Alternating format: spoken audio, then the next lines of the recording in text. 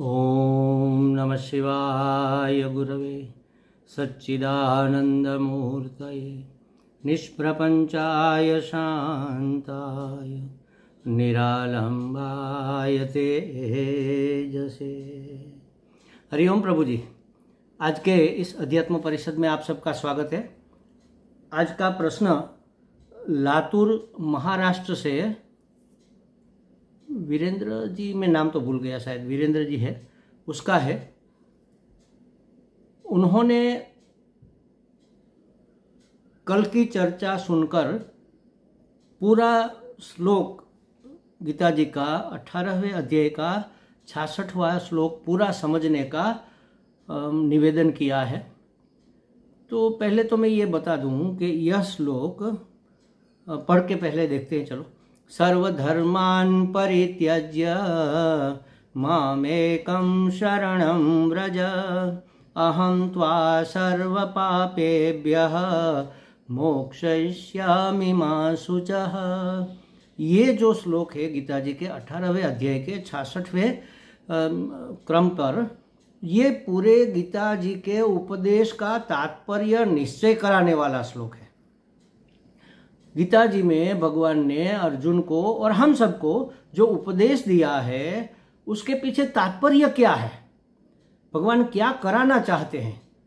क्या वह हमें कर्म में जोड़ना चाहते हैं? क्या वो हमें भक्त बनाना चाहते हैं? क्या वह हमें ज्ञानी बनाना चाहते हैं? मतलब कि वह हमें जो संसार में दो मार्ग, भगवान ने आगे भी कहे, दो मार्ग है, एक प्रवृत्ति मार्ग और एक निवृत्ति मार्ग। तो प्रवृत्ति कराना चाहते हैं या हमें निवृत्ति में अवस्थित बनाना चाहते हैं, इसका निश्चय करने वाला यह श्लोक है। तो इसका अर्थघटन भक्त लोगों ने अपने तरीके से किया कि भगवान ने कहा है कि सब कुछ छोड़ छाड़ कर मेरे शरणागत हो जाओ। कर्मकांडियों ने अपने तरीके से किया, मेरी शरण में आ जाओ, माने विधि निषेध के मेरी आज्ञा को स्वीकार करो। और ज्ञान मार्गियों ने, यानी कि निवृत्ति मार्गियों ने, निवृत्ति परक लोगों ने उसका ज्ञान परक अर्थ किया।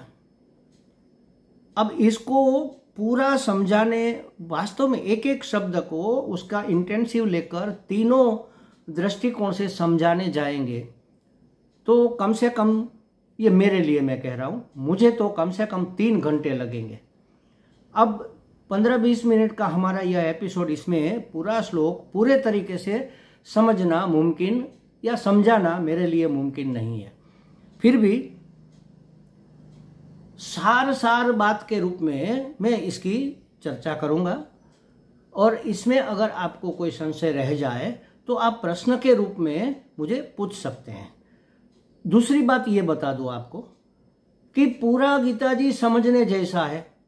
अब इसके बाद अगर कोई दूसरे श्लोक का रेफरेंस निकला, कोई प्रश्न निकला, उसमें कोई एक चरण या तो कोई एक बात किसी को समझ में नहीं आती, तो उसकी चर्चा हम करते हैं। फिर आप कहोगे वह पूरा श्लोक समझाओ। मतलब पूरा गीता जी समझाने का तो कहाँ पर महाराज, ये हमारा उद्देश्य इस चैनल का नहीं है। इस चैनल का उद्देश्य इतना ही है कि आपके आध्यात्मिक प्रश्नों का हम निराकरण कर सके। पहले आप स्वयं गीता जी या कोई भी ग्रंथ पढ़ो, उसको समझने का प्रयत्न करो। जो बातें समझ में न आए उस बातों को लिखकर हमें भेजो, उसकी हम चर्चा करेंगे, ताकि, और तभी यह वैल्यूएबल होता है जब आप स्वयं उसको समझने का श्रम नहीं करोगे और ऐसे ही हम समझा देंगे तो ये आपके लिए महत्वपूर्ण नहीं रहेगा। देखो, ये आपने कहा है कि ये श्लोक समझाओ, हम समझाएंगे, तो आपके लिए ये वैल्यूएबल हो जाएगा। सुनने वाले तो 850 पौने 900 लोग हैं हमारे इस चैनल को, तो सबको ये बातें इतनी इफेक्टिव नहीं लगेगी, क्योंकि उसकी जिज्ञासा ही नहीं है, उसका क्वेश्चन बर्निंग क्वेश्चन नहीं है। तो महाराज पहले तो आप स्वयं इसको समझने का प्रयत्न करो, फिर पूरा श्लोक समझ में नहीं आता ऐसा तो हो नहीं सकता। 1-2 चरण अगर समझ में नहीं आता, या 1-2 शब्द समझ में नहीं आता, या इसको विश्लेषण जिस महात्मा ने किया है उस कि अगर आप पुस्तक पढ़ रहे हैं और उसमें कोई बात समझ में नहीं आती तो आप अंडरलाइन करके उसकी फ़ोटो भेजो और प्रश्न लिख कर भेजो या तो वॉइस मैसेज कर दो, तो उसकी चर्चा यहाँ पर की जा सकती है, हम करेंगे। ऐसे भी अगर आप कोई पूरा श्लोक पूछोगे तो भी करेंगे, लेकिन ये बातें कहाँ तक हम एक के बाद एक श्लोक निकलते आएंगे, फिर आप कहोगे कि नहीं, मतलब ये मैं उदाहरण दे रहा हूँ कि कोई कहेगा कि हमें मांडुक्य उपनिषद समझाओ, कोई कहेगा हमें कठोपनिषद समझाओ, कोई कहेगा हमें चतुसूत्री समझाओ भागवत की। तो ये तो पूरा लंबे समय का कार्यक्रम हो जाता है महाराज। हमारे पास इस चैनल में ज़्यादा से ज़्यादा 30-35 मिनट का समय होता है, इससे ज़्यादा हम लंबा इसलिए नहीं करते क्योंकि आज के ज़माने में किसको समय है ये पूरी बातें बैठकर सुनने का। 10-15 मिनट है तो कोई भी आदमी रेस्ट करते वक्त या कहीं आते जाते वक्त भी सुन सकता है और अपना समाधान ढूंढ सकता है। तो इस श्लोक को समझाने में तो पूरा समय चाहिए, फिर भी सार बात की हम यहाँ पर चर्चा करते हैं। देखो क्या कहा, सर्वधर्मान परित्यज्य। सर्वधर्मान माने संपूर्ण धर्मों का। अब धर्म का अर्थ होता है कर्तव्य कर्म। जैसे मनुष्य का धर्म मानवता दिखाना है, पशु का धर्म पशुता है, स्त्री का धर्म स्त्री का जो अपना कर्तव्य है वह करना है, पुरुष का धर्म पुरुष का जो कर्तव्य है वह करना है, पति का धर्म पुत्र का धर्म। हाँ, धर्म का मतलब है हमारा रोल, हमें यहाँ भेजा गया है इस पृथ्वी पर, इस मनुष्य लोक में अपना रोल निभाने के लिए। और अलग अलग जगह पर हमारा अलग अलग रोल होता है। घर में है तो पुत्र के प्रति हमारा पिता का रोल होता है, अपने पिता के प्रति हमारा पुत्र का रोल होता है, पत्नी के प्रति हमारा पति का रोल होता है, तो पड़ोसी के प्रति पड़ोसी का, ऑफिस में जाए तो अफसर का, रास्ते में जा रहे हैं तो मुसाफिर का या आने जाने वाले का, राहगीर का, ये हमारा रोल है। वो हमें ठीक से अदा करना है, मतलब क्या, उस धर्म को हमें निभाना है। जैसे हम राह में जा रहे हैं, राहगीर है तो ऐसे जाए ताकि दूसरों को कोई दिक्कत न हो। जो चीज़ें, धर्म का अर्थ महाभारत में बहुत सुंदर दिया गया है। अगर हमें पता नहीं है कि धर्म क्या है तो सिर्फ इतना समझ लो कि जो चीज़ें हमें पसंद नहीं है, जो चीज़ें हमें अरुचिकर है, जो चीज़ें हमें कष्टप्रद है, जो चीज़ें हमें दुखद लगती है वह दूसरों को भी ऐसी ही लगती होगी। तो जो हमें नहीं चाहिए वो हम दूसरों को नहीं देंगे। कोई हमारा अपमान करे तो हमें पसंद नहीं है, तो हमें किसी का अपमान नहीं करना चाहिए। कोई हमें लूट ले तो हमें दुख होता है, तो हम किसी को लूटे तो उसको भी दुख होगा। तो उसको दुख देना इस प्रकार से वह अधर्म है, दुख न देना स्वधर्म है। तो यहाँ कहा सर्वधर्मान परित्यज्य, माने अपने अपने सभी धर्मों को छोड़ दो। इसका मतलब क्या हुआ, आप प्रवृत्ति मार्ग में से निवृत्ति मार्ग में अब आ जाओ।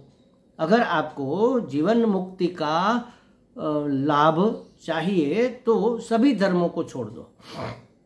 अब कैसे छोड़े महाराज, हम तो गृहस्थी है, किसी के पति किसी के पिता है, तो आप पिता का रोल निभाओ, लेकिन आप पिता से अलग हो जाओ। अपने अपनी गोद में आकर गिरने वाली जिम्मेवारियों को, सेवाओं को सेवा के भाव से निभाओ, बदले की कोई अपेक्षा न रखो। और उसमें अपना कर्तापन मत सोचो कि मैं पिता हूँ तो मैं अपने बेटे को पढ़ाता हूँ, मैं नहीं होता तो इसका क्या होता, ऐसा कहते हैं ना, अरे मैं नहीं होता, अरे लोग तुम्हारा क्या होता, ये तो अच्छा है कि मैं अभी बैठा हूँ तो आप सबका ख्याल रखता हूँ। ख्याल रखना अलग बात है और इसमें मैं करता हूँ ऐसा अभिमान करना ये अलग बात। तो उसमें से मैं मेरापन हटा लेना, भूमिका तो वही रहेगी, रोल तो वही रहेगा, कार्य तो वही करेंगे, लेकिन उस कार्य में उस रोल को निभाते वक्त उसमें से मैं मेरा निकाल लेना, उसी का नाम है सर्वधर्मान परित्यज्य। दुख क्या देता है हमें, यही दुख देता है, मैं मेरापन ही दुख देता है। समाचार आया कि भाई कल एक बस खाई में गिर गई और उसमें 25 लोग थे, सब मारे गए। हम पढ़ेंगे न्यूज़पेपर में, देखेंगे, ठीक है चलो, लोगों को ख्याल नहीं है, ध्यान रखना चाहिए, ऐसे गिर जाते हैं लोग, मर जाते हैं, देखो क्या क्या क्या बातें हो जाती है, बस इतना सोचकर हम आगे बढ़ जाएंगे। तभी किसी का फोन आया कि उसमें हमारे पूना वाले चाचा जी भी थे, तो हमें दुख होगा कि नहीं होगा? होगा। पहले नहीं हुआ, अब क्यों हुआ? क्योंकि उसमें मेरापन है। तो हमारे दुख सुख का जो निमित्त बनता है वह है मैं मेरापन। उसको अगर हम अपने सभी रोल में से अलग कर ले और सेवा के भाव से, अपने कर्तव्य के भाव से करते रहे, तो उसका नाम है सर्वधर्म परित्यज्य माम एकम शरणम व्रज, मेरी एक की शरण में आ जाओ। अच्छा देखो, यहाँ दो बातें हैं। मेरी माने किसकी? ये कृष्ण भगवान उपदेश दे रहे हैं तो कृष्ण भगवान की शरण में जाने की बात है क्या? लेकिन मेरे तो इष्ट देव राम जी है, तो मैं राम जी की शरण में क्यों ना जाऊं? मेरे तो इष्ट देव हनुमान जी है, गणपति जी है, तो मैं गणेश जी की शरण में क्यों ना जाऊं? कृष्ण की शरण में क्यों जाऊं? यहाँ भगवान इस एंगल से बात नहीं कर रहे हैं। मेरी शरण में आ जाओ माने मैं मेरा, तू तेरा, मैं मेरी, मैं की माने मेरी, तो मैं माने आत्मा, आत्मा की शरण में आ जाओ। और आत्मा माने परमात्मा। आत्मा कैसा है? मैं क्या, कितना बड़ा है? अच्छा सोचो कितना बड़ा है मैं अपने आप को मैं कहता हूं, तो इतना तो मैं हुआ। कोई स्त्री अपने आप को मैं कहती कि नहीं कहती? कहती है, तो उसमें भी वही मैं है। अच्छा, स्त्री पुरुष में तो मैं है, पशु पक्षी में भी होगा। भागवत जी में एक कथा आती है कि एक राजा बैठा था जानुश्रुत, और वह टेरेस में, उसके ऊपर से हंस निकले, दोनों बातें कर रहे थे, दो हंस। ये राजा पक्षियों की भाषा समझता था। तो एक हंस दूसरे हंस को कह रहा था कि जरा घूम के चलना, ये बहुत पुण्यशाली राजा है, उसके ऊपर से नहीं जाना चाहिए, दोष लगता है। अरे आपको क्या पता, इससे भी ज्यादा पुण्यवान एक गाड़ीवान, रैक्व नाम का एक गाड़ीवान है, वह है, मैंने देखा है उसको। वो क्या कहेगा अपने आप को? मैंने देखा कहेगा ना। दो चींटियां आ रही है, इधर से एक, इधर से, दोनों आकर आपस में, आपने देखा होगा, बातें करती है कभी कभी ऐसे। एक पूछती, बहन कहाँ से आ रही है? अरे मैं तो स्वामी जी के किचन में गई थी, वहां पर खांड गिरी हुई थी, शक्कर चीनी गिरी हुई थी, बड़ा मजा आया खाने में, अभी बहुत से। अच्छा तो मैं जाऊं क्या? हाँ चलो मैं तुमको छोड़ देती हूँ। मैंने वह खांड खाई, मैं तुमको छोड़। चींटी भी अपने आप को क्या कहेगी? मैं कहेगी। तो मैं कितना बड़ा, सर्व में समाया हुआ मैं। एक पेड़ दूसरे पेड़ से बात करता होगा शायद अपने तरीके से, तो अपने आप को मैं कहता होगा। तो मैं माने आत्मा। भगवान गीता जी में आगे भी कहते हैं कि सर्व क्षेत्रस्य, सभी क्षेत्रों का क्षेत्रज्ञ मैं हूं। क्षेत्र तो अलग अलग है, क्षेत्र माने खेतर, खेत, मेरा खेत, आपका खेत, इसका खेत, उसका खेत। लेकिन अगर कोई ऊंचा मंडप बनाकर उसके ऊपर बैठकर देखता है तो सभी खेतरों को, सभी खेतों को देख सकता है। भगवान कहते हैं कि ये क्षेत्र है, हर एक प्राणी का कलेवर वो क्षेत्र है। उसमें जो ज्ञाता दृष्टा के रूप में, साक्षी के रूप में बैठा है, वह क्षेत्रज्ञ, क्षेत्र को जानने वाला, सभी में मैं ही हूं, मैं अकेला हूं। तो आत्मा कितना बड़ा है? बहुत बड़ा है, निरतिशय बड़ा है, किसी से कंपैरिजन नहीं कर सकते, इतना बड़ा है, निरपेक्ष बड़ा है, उसको कहते हैं परम। तो आत्मा बहुत बड़ा है, तो उसके लिए नाम हुआ परम आत्मा, परमात्मा। मैं की शरण में आ जाओ। मैं माने आत्मा, आत्मा माने परमात्मा, परमात्मा की शरण में आ जाओ। कैसे शरण में आया जाता है वो बात हमने कल की थी। ईश्वर की आज्ञा का अनुसरण करो, माने विधि विधान का अनुसरण करो, शास्त्र के अनुकूल अपना जीवन व्यवहार चलाओ और स्वीकार करो ईश्वर की योजना का। जो भी है, जहाँ भी है, जैसा भी है, बिल्कुल योग्य है, क्योंकि ईश्वर की योजना है, ईश्वर स्वयं बना हुआ है। किसी भी घटना के बारे में हमारा कोई असंतोष नहीं होना चाहिए। क्यों? क्योंकि परमात्मा का हर एक विधान मंगलमय है, उसमें किसी न किसी का मंगल करने का आशय रहा हुआ होता है। परमात्मा के तो सभी समान बच्चे हैं, पशु भी, पक्षी भी, मनुष्य भी, मैं भी, आप भी, उसके लिए तो सब समान है। तो 50 लोगों का कल्याण करने के लिए हो सकता है कि कोई 5 लोग असंतुष्ट हो जाए कि हमारा नहीं किया, उन लोगों का किया, हमारा तो नुकसान हो गया। लेकिन वो तो बाप का बाप है, माँ की माँ है, सबको सबकी कल्याण की बातें उसको सोचनी पड़ती है। तो ऐसे परमात्मा की शरण में हो जाओ, माने उसकी योजना का स्वीकार करो, उसके विधानों को मंगलमय मानो, और जो है, जहाँ है, जैसा है, योग्य है, ठीक है। बेठीक कैसे हो सकता है? ईश्वर की योजना बेठीक तो हो ही नहीं सकती।